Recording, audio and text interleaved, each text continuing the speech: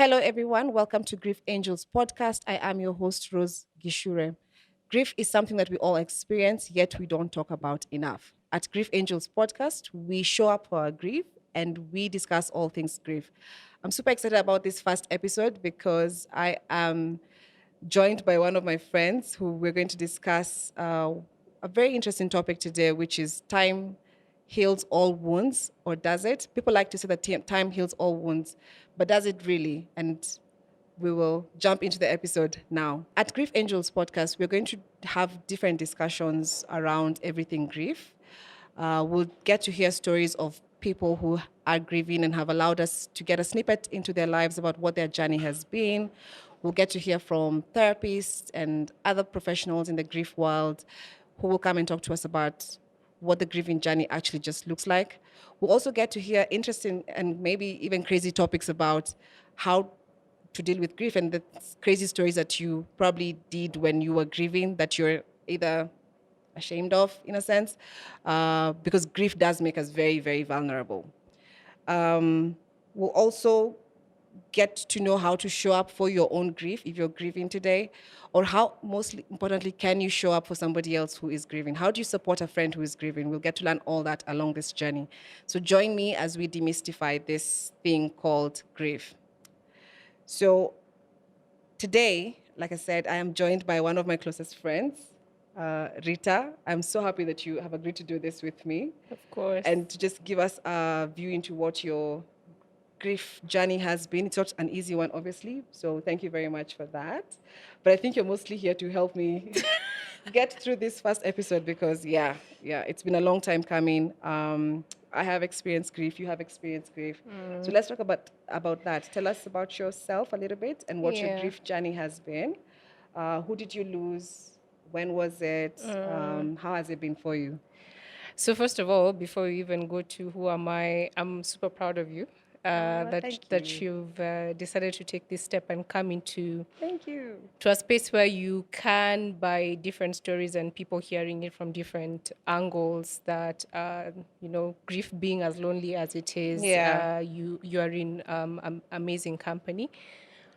My name is Rita, and I am first her friend. Second, I am just that babe who's super obsessed about gratitude, and I wear very many different hats from what I do to put food on the table. Yeah. Yeah, so excited to do this with you. Welcome to the show. Thank you so much. To the question that you asked, which is, have I experienced grief and who did I lose? Yeah. I lost my mom a little over a decade ago, so that's the closest person who I have lost in this journey we call life. Yeah. Yeah, I'm sorry yeah. about that. How was that for you? How has it been? Said a decade ago. Yes. Okay. So It's how has about that been? it's been about a decade. First of all, it's hard to think, especially for the ones who have a fantastic relationship with a mother. I Yeah. understand that you could have very many different relationships with a mother or mother figure. Yeah. But for me, my mom was many things to a lot of people, and to me, she had become a very good friend. And I was raised by a single mother, so you can imagine she was end all and be Everything. all Yeah. for us. I have an older brother, so it's been an interesting 10 years. It's been a very interesting 10 years, tearful 10 years, Yeah. memorable in terms of just, there's just been a lot of looking back and reminiscing and questioning, if I knew that was the amount of time I had with her, what could I have done differently, or what could I have done more of, or what could I have saved her from? Yeah. So there's just a lot of different emotions that I have gone through through that decade. Okay. Yeah. So then, tying in the topic of the day, would you say 10 years in, 11 years in, does time heal all wounds? Does it? Um, I think time creates an illusion Okay. of healing, but it takes very little for that wound to come apart. Okay. And what I mean by that is, like the first couple of weeks or months or years, I mean, it's raw. The It's pain very is intense. raw, and how to express the pain is almost obvious. Like, you're either crying or cussing, or, like it's very raw. But with time, those outward expressions of grief go away, Yeah. and now then you're left with feelings that are very inside you and you cannot express it. And a lot of people will be like, are you still in that same space, like what's going on with you? Yeah. So it's very difficult to actually even express it to anybody else, even when people love you. So you feel like time gives you a different perspective to that grief, and it gets lonelier. Grief Yeah. gets lonelier with time, but also the pain becomes a little more distant. And what happens is that you're more looking at things from fondness or longing, Yeah. and that doesn't evoke like the raw pain. It's sometimes dull. It's sometimes very, I don't know how to explain that pain, but it's different over time. Okay. I mean, I understand the bits you said about it being very outward at the beginning, which is what people see. There's a whole conversation around how grief is physical and what that does to our bodies, from Correct. maybe stress eating to not even eating to Yeah. losing weight to just different physicalities of what grief does to you, to your body. And I think now when it shifts from, I guess, over time, which could be 3 years in, could be 5 years in, when it shifts from outward to inward, I think at that point people think that you're done grieving. Like there's no more grief, Correct. it's There you gone, go. she's healed, and Yeah. then we can put a rubber stamp and say time has healed all wounds. Now we're good to go. But then your pillow knows that that hasn't gone away because you're left crying to yourself. And I think Correct. even in my own experience with my mom who died 7 years ago, grief comes in waves, right? So you have those moments where all you want is your mom, and we'll talk about that. Yeah. And you're like, I'm a grown up. Why am I doing this? But at the end of the day, everybody just wants their mom, right? So you have maybe going through milestones. So how has it been for you, especially with hitting different milestones over the last 10, maybe 11 years without high in your life? Whew, milestones have been hard. Oh I my know. gosh, I know. that's been hard. And that's I mean, relating it to your first question, which was time, right? Yeah. Like, you go through like maybe 4 years and you're like, I'm good, I'm good, I'm functional. Yeah. I'm able to miss her and go on with my life until you have milestone events, right? Like you have either something amazing has happened and the first person you want to call, maybe even like a new job Yeah. or a promotion. Yeah. And the first person you want to call is your mom. I know. And especially because you know just how much she contributed to you becoming the person that you are. And then the bigger things happen, like you're getting married. Whew. And that's when it really, really hits you. I know. Rita It recently got married a year yeah. ago. Congratulations. Oh, almost a year ago. Actually, a year ago. Hello, Mrs. I think it really, really hit me when it came to the traditional function first, Yeah, right? Like, yeah. because uh, in the African culture, and I don't know if this is a culture that cuts across Different. different, different ethnicities. Weddings are for the parents, They right? are. And here you are, you've had a fantastic relationship with a fantastic human who's decided to make an honest woman out of you, Yeah. and he's gone on one knee and he said, "Oh, let's get married," and then comes the formality, and you're Yeah. like, "Okay, so what do we need to do? We need to come home and say we officially want to do this, and after that, there's gonna be like a wedding." Yeah. And you first question is, where are they coming? Yeah. Where are they coming? Yeah. Yeah, your mom's not there. I know. And because this is something that your mom would have taken a lot of pride in, and Exactly. it really was going to be for her, it kind of just waters down The the event or event, the emotions there. and the joy of the I event. know. So from the traditional function going into the white wedding, it was super difficult. I had moments where, that pain that we were talking about in the beginning of grief, where you lock yourself in and you're just crying like from the Yeah. pits of your stomach, and like, I really, really miss her. Yeah. And I really wished she was here. I know. And then you then just go like, I hope there's an afterlife, and in that afterlife I hope there's like a huge screen Where and she's she's watching watching and everything. she's like, okay, That's my daughter. yeah, nice guy, Yeah. seems decent, Yeah. and wonderful ceremony, and I have made her proud, and all that. Like those events really just make you go like, okay, have I really healed from this I grief, and know. what the hell is happening, I and what is know. this feeling that I am But they going also through? come, especially in joyous moments. I feel like they come quickly, but also disappear quickly. Like you, you ride the wave in a sense. Because again, back to your wedding, Yeah. we had the moment where we were about to leave the house, and everybody's saying all these deep prayers and walking down the aisle. Yeah.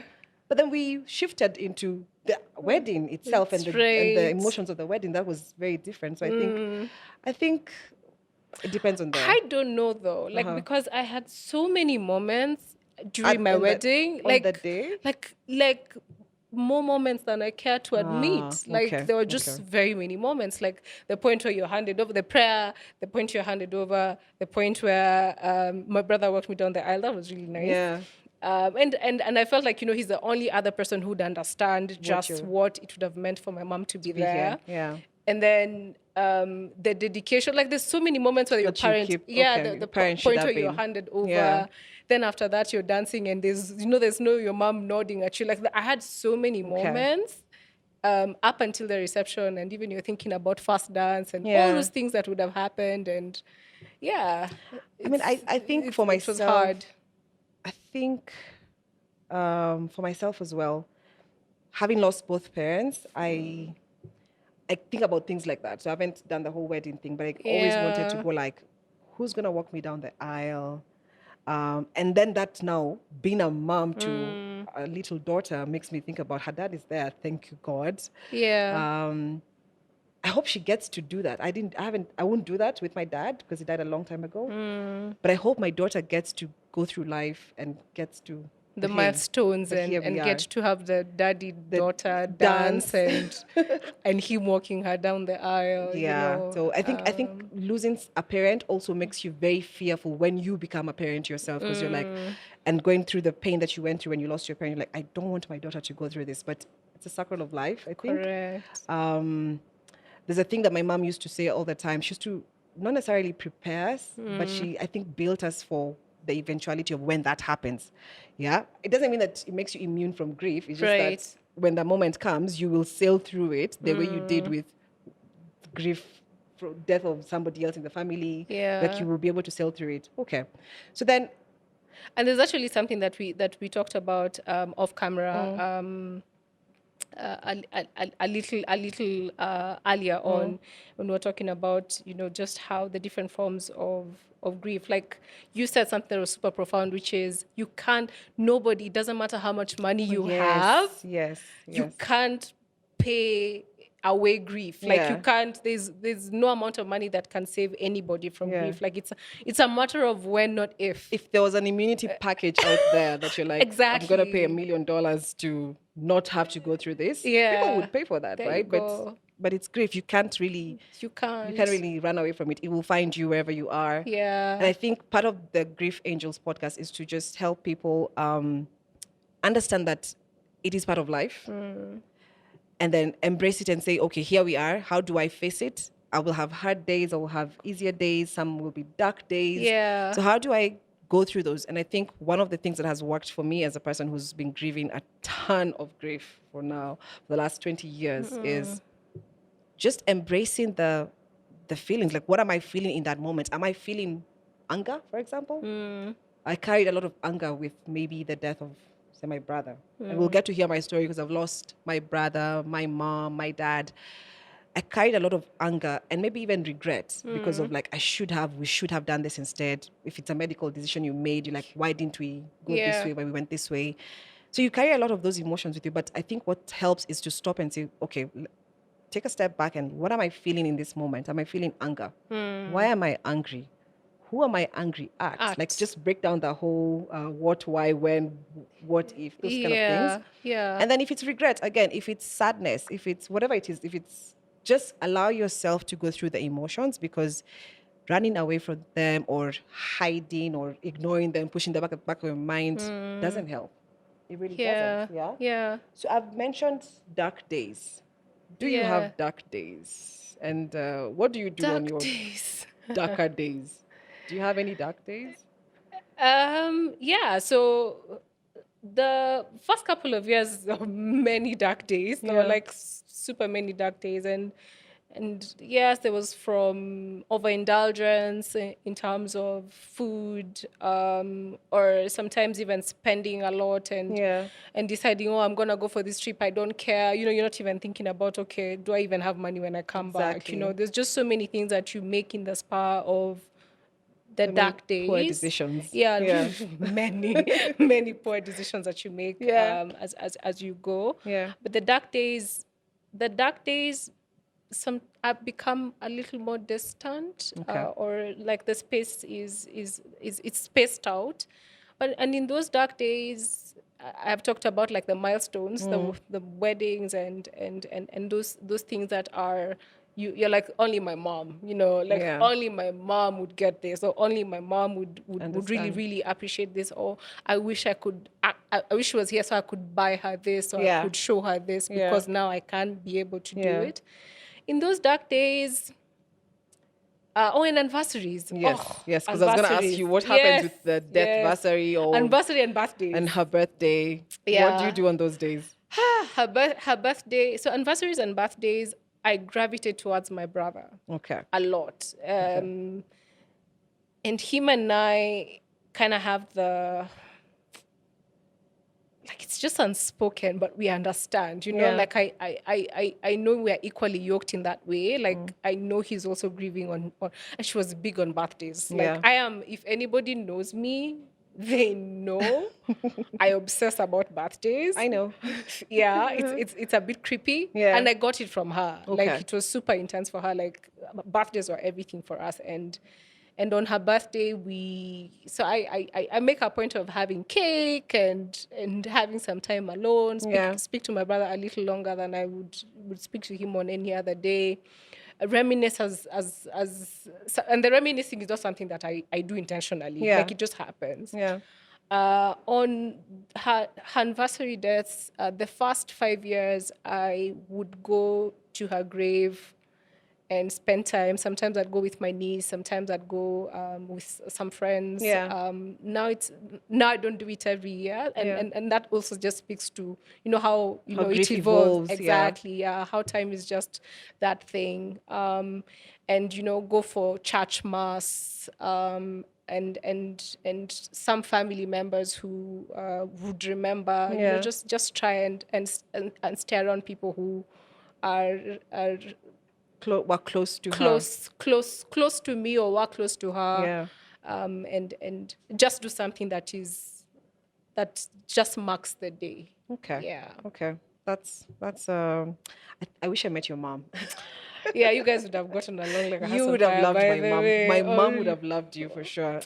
She was really loved. I think those women who just immerse themselves in society. She's a teacher. She's in the church. Like your usual typical Njeri woman, Yeah. right? Yeah, my mom. Yeah, gosh. But you've said something about, you mentioned your brother, which I was thinking about the other day, and I'm like, it's interesting how you lost your mom, he lost his mom, who's happened to be the Yes. same person, Yeah, but that grief is never the same. absolutely. It can't even be the same. Even for me and my sister, or me and my brother, we've lost our mom, for example, say 7 years ago. We experienced her as a mom very differently. Yeah. Right. So, and I'll give you an example. For my brother, who's the eldest, he was her firstborn. joy of and pride of everything. She's made him Absolutely. a mom. She's made her a mom. Yeah. He's my firstborn son, right? When I come along, I'm the firstborn daughter. That's also is something itself, yeah. And then I also get to experience her when she's a bit older because she's not at the age when she had my brother. Yeah. When my sister comes along years later, she's now the last born. So she had a last born relationship to my mom. I had like a first daughter relationship to my mom. This one is a Yes. son. Yeah. So all of us grieve so differently because we experience the same person very differently, right? So Correct. and I think in that, and here comes my question to you, did you ever have moments of, because I did on my side, do you ever have moments of seeing like your brother is not grieving as much as you are, or you expect him to grieve a certain way, maybe the way you are grieving, he's not expressing his grief the way you are? Because I think Yeah. people struggle with, but why isn't he crying as much as I'm crying? You know, like, did you ever go through that? I no. I don't know. I don't know that I've actually spent time to think about it. I think Okay. that's the answer. Like I've not I never mirrored it. Like I never went like, okay, so this Yeah. is how I'm feeling. How Yeah. are you feeling? And the relationship between my brother and I is he's also very father figure like. Yes. So he takes care of me. So I guess even the expectation is he'll be the Will. bigger person and so he's grieving. I didn't have any expectation in terms Yeah. of how he was going to grieve or how he continues to grieve. Yeah. But no, Okay. no. Okay. Interesting. Interesting. Very For my, interesting, your it's interesting because perspective. for my bro, I remember I kept telling him, stop the planning. You know how we have all this, we go into planning mode. Yes. Because all you want to do from the day the person dies to the day you bury, there's all that planning that we're going to talk about, the admin of death, right? Yeah. So Yeah, you need to have like a whole episode on that. one. Yeah, So absolutely. men generally tend to gravitate towards ignoring their grief and going to planning mode. So I had to Right. keep reminding him, no, you gotta stop, you gotta stop, you gotta stop, you gotta stop and just grieve. But I think I wanted him to grieve the way I was grieving. Like maybe he was grieving in his own way, right? And I Correct. guess I wasn't comfortable with that. But okay, nice to know. Nice Yeah, to it's also very interesting to hear it from your side and the dynamics Yeah. of, and again, having siblings, like I have one Yeah. sibling, so it was either him or I, and my mom did a fantastic job at balancing us. Okay. Like I never, yes, the firstborn thing was very from a responsibility point of view, and I did feel like he was, and he still continues to be super responsible in that sense, even for me. Yeah. But like having a bigger family, I guess also just gives you Yeah. that whole of, okay, Like a place to yeah. fall back on. Anyway, what would your grief takeaway or tip be for the audience in terms of somebody who is either grieving now or somebody who's still going through their grief, even if it's been 5 years or 10 years? 20. What has or- worked for you? Riding it. Yep. Yep. Just riding it, and forgiving yourself sometimes when you think you should be handling something better, Yeah. or an emotion better, and Yeah. you're not. Just going through like, okay, so I have never been at losing my mom for 12 years, for example. I don't know how that looks like, Exactly. and whatever is going to happen, then I will be present for that moment, Yeah. and I will ride that moment in that very moment, Yeah. and see how that goes. I think that's the best I could give as advice. Okay, okay. Yeah, but there's no hard and fast rule, really. That's also what I was gonna come into and say. There's no timeline first and foremost to grief. Like I Yeah. think you need to like remove all, I don't know, call them preconceived expectations or notions around grief Yeah. should take X amount of time. I'm already past 6 months. Why am I still like this? I think if you tie yourself to that, you will really continue to hurt yourself. Correct. So you need to, I think, go through the motions, however long it takes. It is your grief journey. Yeah. When you need help, you seek the help. And I think one of the things that people struggle with is first and foremost even seeking help and expecting society to know what to do. Yet, like I said in the beginning, grief is something Yeah. we never stop and think about. Like if you were to be asked, how would you want your friends to show up for you? We never discuss. We never. Never discuss And you never also it. tell them. It's like the way this girl asks me, what do you want for your birthday, right? and you just let the person I'm decide. excited about your birthday. So when you Yeah. tell somebody, I want you to show up for me this way, we rarely do that, Yeah, right?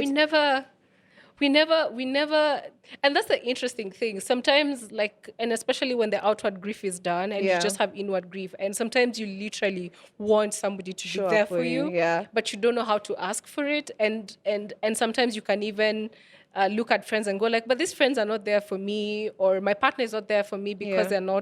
they're not being there in that moment. But it's hard. Okay. It's it's because we use our inner voices. The advice I would give is like, use your outside voice. Yeah. Just say, Say it like, I'm out. Say it with struggling your today. chest. Yeah, you say it. I'm struggling today. Yeah. And also find those friends that you can be like, Vulnerable I know with. if I Yeah. reached out to you, Yeah. you would understand that, oh wow, yes, it's been a decade, but yeah, she's having a rough day Yeah.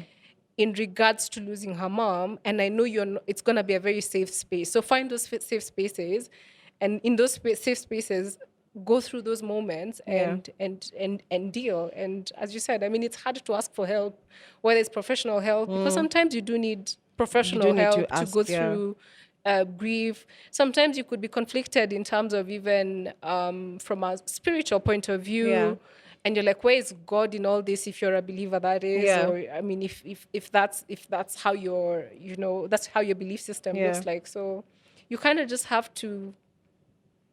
And I'm excited because this is why Grief Angels exists today. I think this is part of the reason why we've put this thing together, because we need to talk about grief for sure. We need to also just know for ourselves, how do you show up for grief? I mentioned somewhere within the conversation that I've lost 3 very close people to me, my mom, my brother, and my dad. That doesn't make me immune to grief. Like, doesn't mean that I'm now ready for whenever it comes calling next, right? Yeah.